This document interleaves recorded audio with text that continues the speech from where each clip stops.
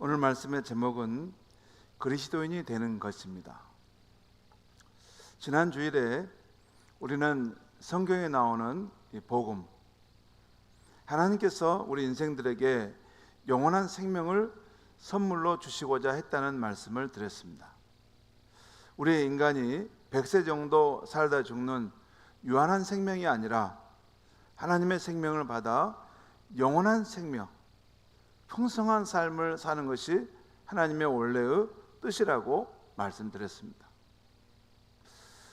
이 영원한 생명, 풍성한 삶은 사실 그리스도인이 되었을 때 누리는 축복이라 할 수 있습니다. 어떤 사람이 그리스도인이 되면 반드시 이런 생명을 받게 됩니다. 영원한 생명, 풍성한 삶을 살 수 있는 그것을 받아요. 그러면 그리스도인이란 어떤 사람을 말합니까? 신약성경 사도행전 11장에 보면 세상 사람들이 예수님을 믿고 그 가르침을 따르는 사람들을 처음으로 그리스도인이라고 불렀습니다. 그러니까 가만히 저 사람들을 보니까 예수를 믿고 예수가 가르친 도를 따라 살아가려고 하는 그 모습을 보면서 저 사람들은 예수 그리스도 그분의 이름을 따라서 그리스도인이다라고 불렀다는 것이에요. 그 이후에 이 이름은 예수 믿는 사람들을 부르는 대명사가 되었습니다. 예수 믿는 사람들을 하면 그리스도인이다 이렇게 불렀다는 것이에요. 한국 교회에서는 이 그리스도인은 크리스찬 또 기독교인이라는 말과 혼용해서 부르기도 합니다. 원래 이 헬라 원어 성경에는 크리스티아누스라고 하는 말입니다. 크리스티아누스. 그런데 이것을 우리말로는 그리스도인, 또 영어로는 크리스찬, 그리고 한자로는 기독교인이라고 이런 다 같은 말이에요. 아무튼 중요한 문제는 우리가 그리스도인, 기독교인이 되었느냐는 사실이죠. 유머 이야기 하나 하겠습니다. 바다의 왕 고래가 중병에 걸렸다고 합니다. 살 수 있는 방법은 헌혈을 받아야 산다는 것입니다. 그 소식이 알려지게 되자 많은 물고기들인 갈치, 넙치, 꽁치, 가오리, 나중에 멸치까지 찾아와서 헌혈을 해 주었습니다. 그런데 붕어만은 자꾸 회피하는 것이었습니다.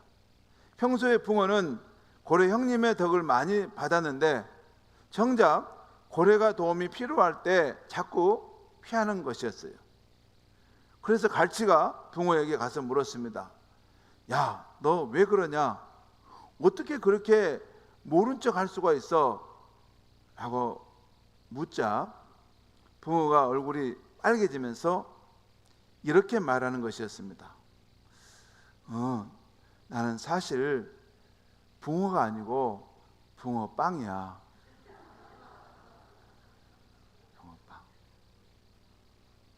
붕어빵이니까 어떻게 헌혈을 해줄 수가 없죠. 무늬와 모양은 거의 살아있는 물고기와 같은데 사실은 생명이 없는 붕어빵인 것입니다. 우리 가운데도 교회를 다니기에 주일 예배도 드리고 성도 간에 교제도 하고 헌금을 하기도 하는데 사실 살아있는 예수 생명의 신앙이 그 사람 안에 없을 수도 있다는 것입니다. 그러므로 우리는 자신이 참된 그리스도인인지 꼭 점검해 보면서 신앙생활해야 합니다.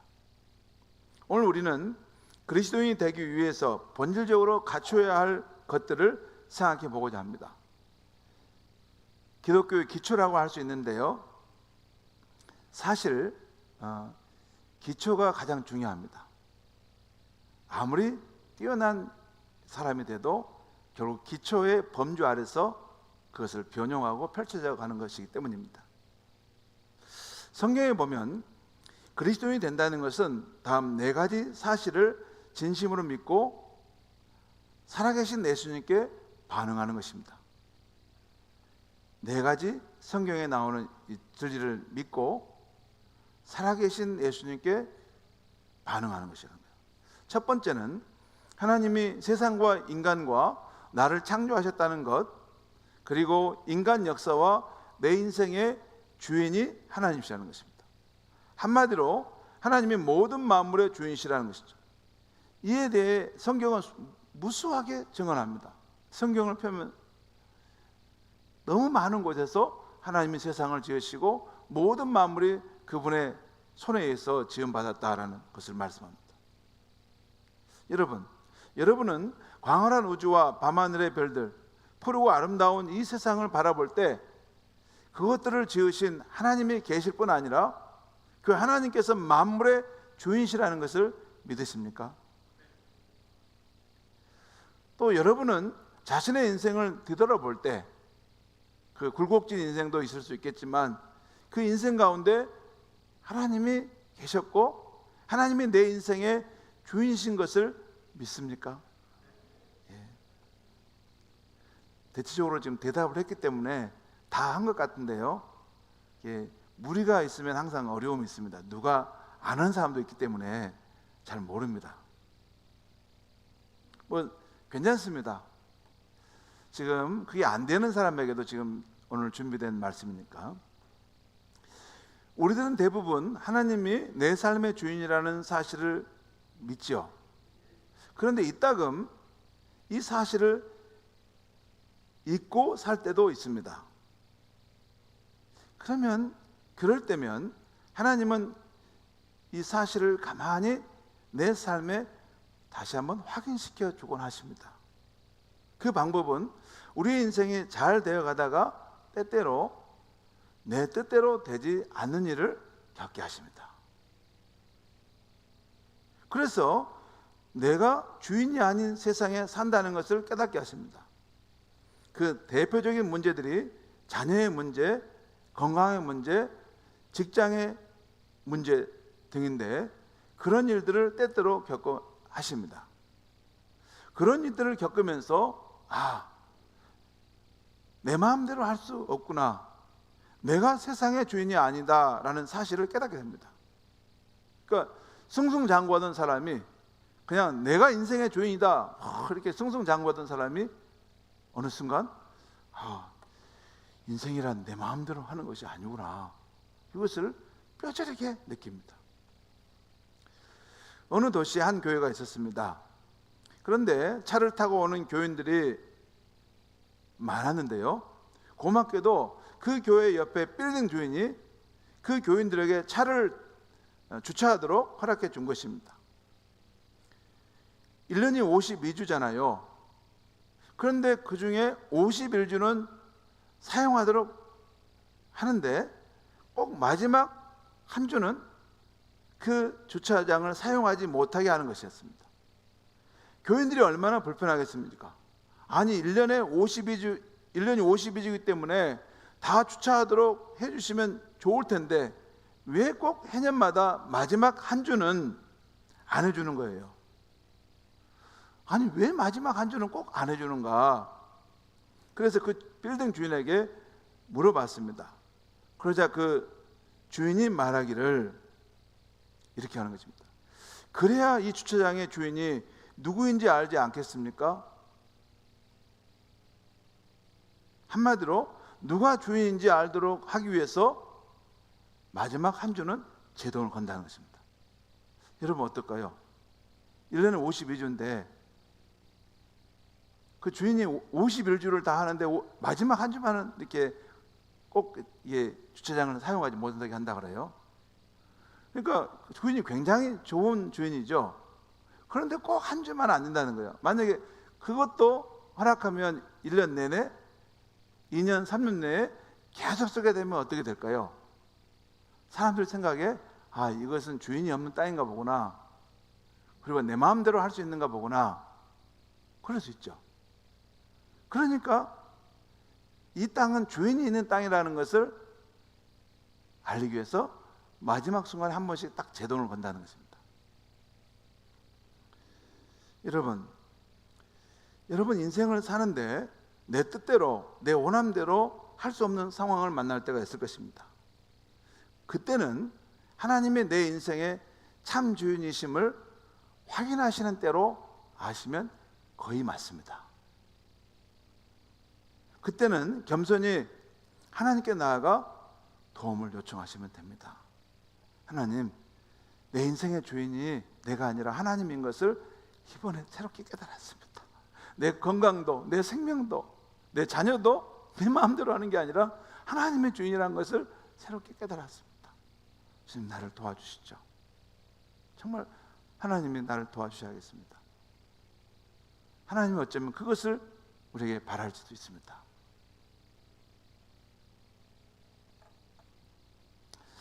자, 하나님 천지 만물을 창조하시고 이 모든 만물의 주인이시라는 것. 그다음에 두 번째로, 그러나 인간은 하나님의 주인이신 것을 거부하고 자신이 주인 행세를 하여 죄 가운데 빠진 것입니다. 그리스도인 되는 조건과 두 번째입니다. 한마디로 말해 모든 사람이 죄를 지었다는 것입니다. 사람이 짓는 죄는 보통 우리가 이 형법이나 민법에 이런 일들을 우리는 보통 이 사회법에 이런 남에게 사기를 친다거나 거짓말을 한다거나 또 남을 폭행한다거나 뭐 이런 것이 죄인이라고 생각하고 그 외에는 죄가 아니라고 생각하는데, 성경은 도덕과 양심에 거리끼는 그런 일, 부모에게 불효했던 것, 또 남을 미워하고 증오했던 것, 또 남은 알지 못하는데 내 양심에 남에게 이렇게 뭘 그걸 감춰서 남이 어려움을 빠지게 했던 것, 요것들도 다 하나님은 죄로 보십니다. 그런데 성경이 말하는 가장 큰 죄 중의 죄는 죄의 뿌리인데요, 하나님이 세상의 주인임을 부정하고 피조물인 내가 주인임을 주장하는 것이에요. 그래서 하나님께 대해서도 이건 내 것이니까 하나님, 당신 손 떼셔야 됩니다. 들어오시면 안 돼. 이건 내 거 영역이니까. 이렇게 주장하는 것이에요. 여러분, 인간이 하나님의 주인 되심을 거부하고 떠나게 될 때 그 인간은 수많은 문제와 고통을 겪게 됩니다. 우리를 존재케 하신 부모와 같은 하나님께서 우리에게 내가 너를 낳았단다, 난 너의 부모야 하는데 그의 소생인 우리들은 아니에요, 난 어쩌다가 혼자 생겨났어요, 난 부모가 없어요, 이렇게 말한다는 거예요. 그것이 세상 사람들의 이야기입니다. 그래서 우리의 보호자와 부모 같은 하나님을 거부하고 떠난다는 거예요. 그러면 어떻게 됩니까? 마치 아버지 집을 나간 탕자처럼 많은 문제와 고통이 발생하게 되죠. 삶의 무의미, 삶의 방황, 불안, 외로움. 그러니까 존재의 뿌리로부터 끊어져 나가버렸으니 삶의 그 의미, 그러니까 내가 왜 사는 거야? 그리고 나는 어디서 와서 어디로 가는 존재이지? 이런 건 알 길이 없습니다. 그리고 세상의 철학자들이 말하는 것처럼 인간은 그 근원으로부터, 존재의 근원으로부터 불안함을 안고 살아간다는 거예요. 불안함. 왠지 모르게 불안함이 있다는 거. 잘 될 때도 불안하고 안 될 때는 더 불안하고. 왜 불안함이 있는가? 이 근원적인 불안함이 어디서부터 오는가? 이것은 생명의 근원이신 하나님으로부터 떨어져 나갔기 때문에 인간이 스스로 자기를 보호해야 되기 때문에 두려운 것입니다. 그뿐만이 아니에요. 하나님의 그 품을 떠나게 될 때 피조물인 우리 인간인 마귀에게 사로잡히고 또 농락당하고 비참한 삶을 살게 되는 것입니다. 그리고 창조자 하나님에 대한 거부로 스스로 그 심판 가운데 처하게 되는 것입니다. 특별히 악한 마귀에 사로잡히면 깊은 성적 타락에 빠질 수도 있어요. 쾌락을 쫓아 끝간데 없이까지 가버리는데 동성애와 같은 성적 타락에도 빠질 수 있습니다. 지금 우리나라의 이 문제가 큰 문제인데 우리 기독교인이 꼭 나서서 하나님의 창조 질서인 결혼의 순결과 거룩함을 지켜내야 하는 것입니다. 어제 6월 1일에 서울에서 동성애 퀴어 축제를 하게 되었는데, 그 맞은편 대한문 광장에서 한국교회 성도들이 모여서 거룩한 방파제 국민통합대회라는 걸 열었어요. 제가 그것을 한번 봤는데 정말 우리 크리스찬들도 할 수만 있으면 그런 곳에 가서 이 땅에 성적 문화가 오염되고 또한 하나님의 창조 질서가 무너져 내리는 그런 나라가 되지 않도록 우리는 방파제 역할을 해야 된다고 믿습니다. 아무튼 우리 인생의 주인이신 하나님을 떠나게 되면 인간이 어떤 모습으로 변하냐면 사람답게 살지 못하고 인간 이하의 모습으로 추락해 갑니다. 그것이 하나님 떠난 인생의 모습이에요. 끝까지 같이 가버리는 거예요. 어디까지 타락할지 모를 정도로 가버리는 거죠. 이것이 하나님 떠난 인간의 그러한 모습입니다.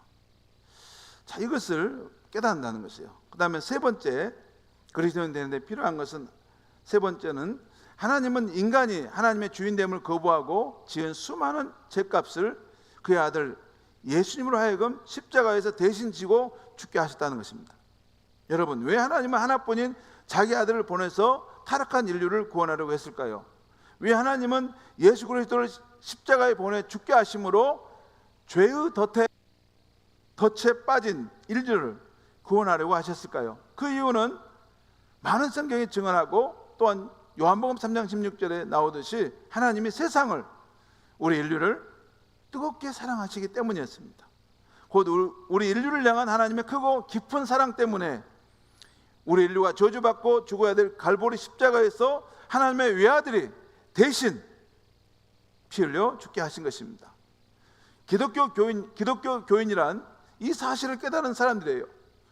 하나님의 주인됨을 거부하고 내가 주인 행세하며 살았다는 것, 이제는 하나님의 심판을 받아 지옥 형벌을 받을 수밖에 없게 되었다는 것을 아는 사람들. 그런데 예수님께서 그 형벌을, 그 심판을 나를 대신하여 갈보리 십자가에서 받으셨다는 것을 알고 감격해서 이것을 받아들인 사람입니다. 때때로 기독교인들이 구원의 감격을 누리지 못한 이유는 자신이 죽어야 할 저주와 심판의 자리에 예수님이 죽으셨다는 사실을 깊이 깨닫지 못하기 때문에 그래요. 내가 받아야 할 죄의 형벌을 위해서 하나님이 자기 아들을 대신하여 죽게 하셨다는 것을 알 때 하나님의 사랑에 깊이 감동되지 않을 수 없는 것입니다. 나 같은 사람이 무엇이길래 하나님이 나를 이토록 사랑하시는가, 이것을 체험하는 것이 크리스찬 되는 세 번째 조건입니다. 그리고 네 번째는 예수님이 십자가 죽음에 나타난 이 하나님의 사랑을 믿고 구주 예수님을 내 삶의 주인으로 영접하는 것입니다. 그러면 내 죄가 용서함 받고 하나님의 자녀가 되고 영원한 생명을 얻게 된다는 것이 네 번째 진리입니다. 오늘 요한복음 1장 12절에 영접하는 자, 곧 그 이름을 믿는 자들에게는 하나님의 자녀가 되는 권세를 주셨으니, 이 예수님을 말합니다. 예수님을 영접하는 자에게. 또 갈라디아서 2장 20절 말씀은 한번 보겠습니다. 내가 그리스도와 함께 십자가에 못 박혔나니 그런즉 이제는 내가 사는 것이 아니요 내 안에 그리스도께서 사신 것이라. 이제 내가 육체 가운데 사는 것은 나를 사랑하사 나를 위하여 자신을 버리신 하나님의 아들을 믿는 믿음 안에서 사는 것이다. 요 갈라디아서 2장 20절 말씀은 예수를 내 마음에 영접하고 내 안에 사시는 예수 그리스도를 말하고 있는 것이에요. 저게 실제라는 거예요. 이 시간은 요한복음 1장 12절 말씀에 초점을 맞춰보겠습니다. 여기서 우리는 어떻게 예수를 영접하면, 믿고 영접하면 죄 용서받고 하나님의 자녀가 될 수 있습니까? 이거 의문이 들 수 있어요. 이것을 간단하게 예를 들면 이런 겁니다. 우리가 머리가 아플 때 타이레놀 약을 먹습니다. 우리 일반인들은 타이레놀 그 약의 성분이 어떻고 그 약이 어떻게 우리의 몸에 효능을 발휘하는지 잘 알지 못합니다. 그렇지만 머리가 아플 때 약국에 가서 약사가 처방해 줬던 그 약을 받았을 때 믿고 먹으면 낫죠. 하나님께서 예수 십자가에서 나의 죄 문제를 담당하셨다는 것, 내가 예수님을 영접하면 하나님의 자녀가 되는 권세를 주신다는 것도 이와 같은 원리입니다. 인류 구원의 최고의 전문가이신 하나님께서 그렇게 처방해 준 것이기에 우리가 예수를 믿고 영접하면 우리 죄가 깨끗하게 사함을 받고 하나님의 자녀가 되는 언다는 것이에요. 하나님이 그렇게 준비하시고 내게 주신다고 하는 걸 그렇게 받으면 되는 것입니다. 여기서 꼭 유념할 점은 우리 기독교에서는 인간의 죄가 용서받고 하나님의 자녀가 되기 위해서는 어떤 선행, 어떤 도덕적 삶, 어떤 수양이 있어야 하는 것이 아닌 것입니다. 나의 죄를 대신하여 십자가에 죽으시고 3일 만에 부활하신 예수님, 지금도 살아계신 예수님을 내 마음의 주인으로, 내 삶의 주인으로 받아들이는 것입니다. 이것을 짧게 요약한다면 예수님을 내 마음의 주인으로 영접하는 사람, 그 사람이 그리스도인 기독교인이 되는 것입니다. 지금까지 우리가 성경에서 말하고 있는 그리스도인이 되는데 필요한 4가지 사실을 확인해 봤습니다. 한번 정리해 봤는데요, 첫 번째는 창조주 하나님이 계시고 그분이 만물과 내 인생의 주인이라는 것입니다. 두 번째는 나는 지난날 하나님의 주인 되심을 거부하고 살았던 가장 큰 죄인이라는 것입니다. 세 번째는 이런 나를 사랑하사 하나님은 자기 아들을 십자가에 내주셨다는 것입니다. 네 번째는 이제는 구원자 예수님을 내 삶의 주인으로 영접하여 사는 것이라는 것입니다. 이 4가지 사실을 내가 분명히 믿고 살아계신 예수님께 반응할 때 그리스도인이 되는 출발점이 시작되는 것입니다. 여러분 어떻습니까? 이 4가지 사실을 분명하게 믿고 이제는 예수님을 내 삶의 주인으로 영접하여 사십니까? 이건 너무 중요한 이야기입니다. 여러분이 교회 다니는데 그냥 무늬만 모양만 다니는 것이 아니라 진짜 그리스도인이 돼야지 영원한 생명이 있고 내가 죽을 때 하나님 나라 천국에 가게 되는 것입니다. 여러분 다시 이 4가지를 한번 보겠습니다. 자, 창조주 하나님이 계시고 그분이 만물의 주인이시라는 것, 또 두 번째 내가 하나님의 주인됨을 부정한 죄인이라는 것, 또한 세 번째 이런 나를 사랑하사 하나님은 자기 아들을 십자가에 내주셨다는 것, 이제는 예수님을 내 삶의 주인으로 영접하여 산다는 것. 여러분 이 4가지 사실 가운데 가장 중요한 것은 몇 번일까요?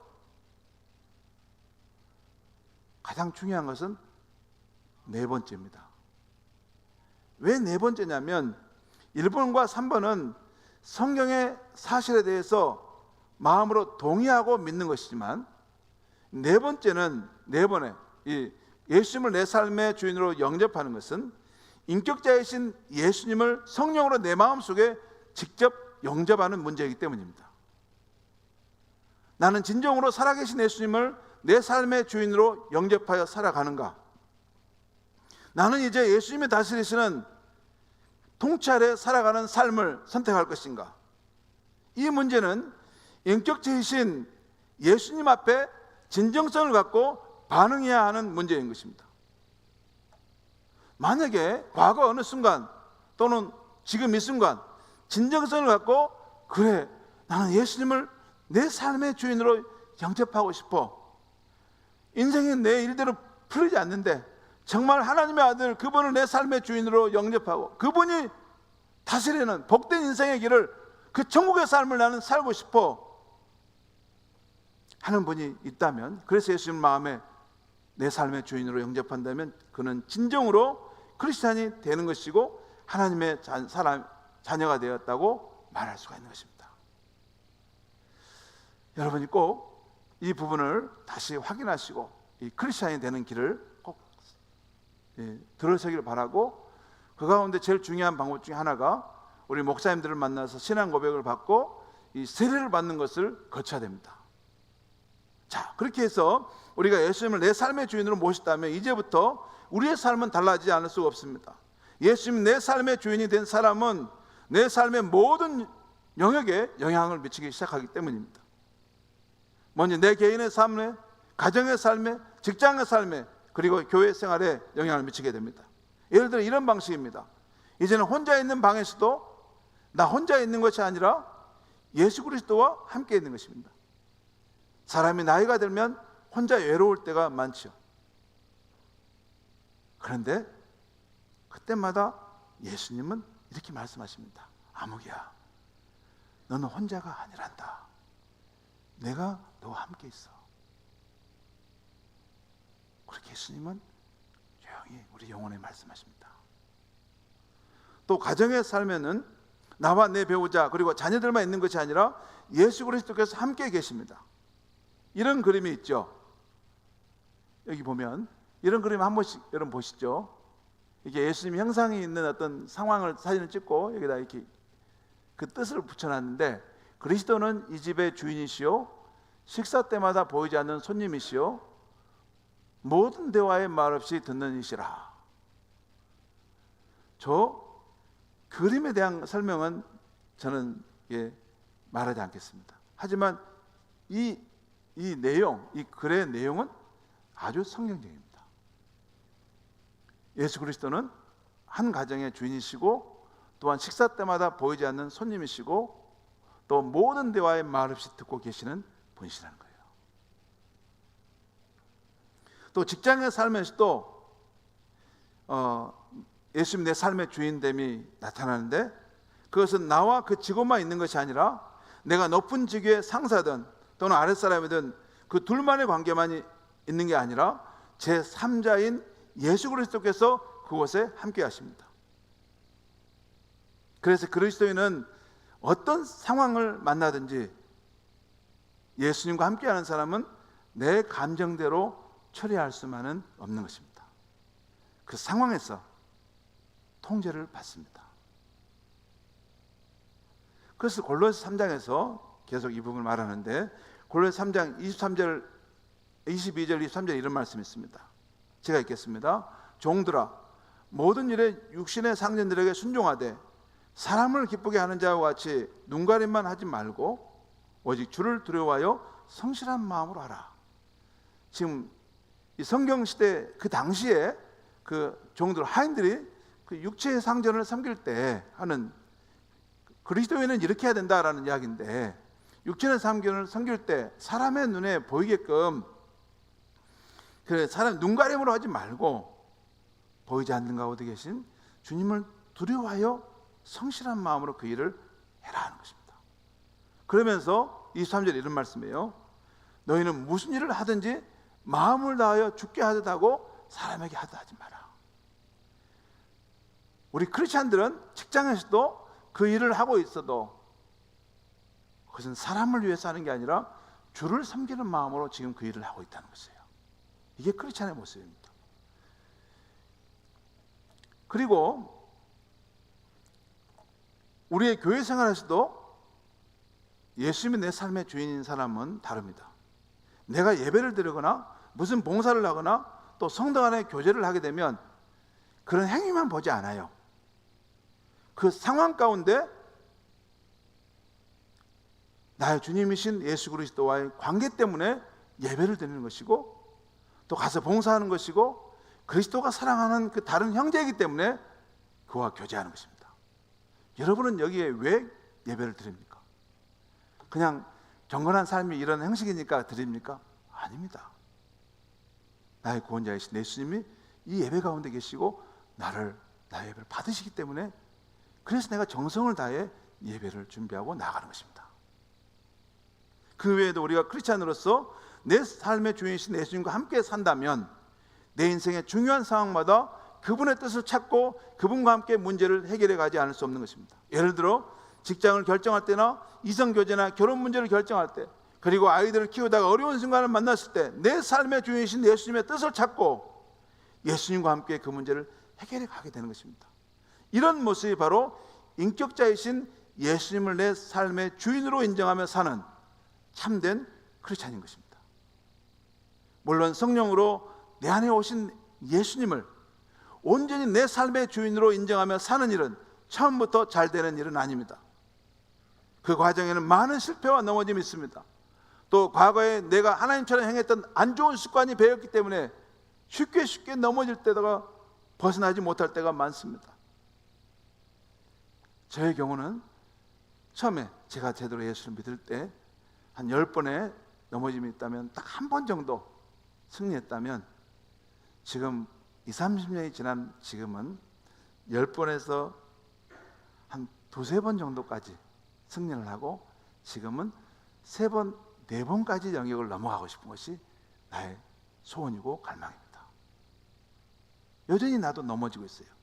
그렇지만 달라져 가고 있다는 것이에요. 성도 여러분, 내 마음 가운데 영접한 예수님을 내가 실패하고 넘어져도 다시 오뚜기처럼 일어나 의지하고 또 의지하고 또 의지한다면 결국엔 내 삶 가운데 예수님이 약속하신 하나님 나라 천국이 이루어져 가게 될 것입니다. 내 삶에는 예수님의 향기가 은은하게 때로는 진하게 풍겨나게 될 것입니다. 그것이 그리스도인의 삶인 것입니다. 기도하겠습니다. 하나님 아버지, 오늘 이 아침에 그리스도인이 된다는 것에 대한 말씀을 드렸습니다. 그리스도인이 되는 것은 여러 가지가 있지만 가장 중요한 것은 하나님의 아들 예수님을 내 인생의 주인으로 인정하며 받아들이고 예수님의 이 복된 다스림 가운데 살기로 선택하는 것임을 알게 하시니 감사합니다.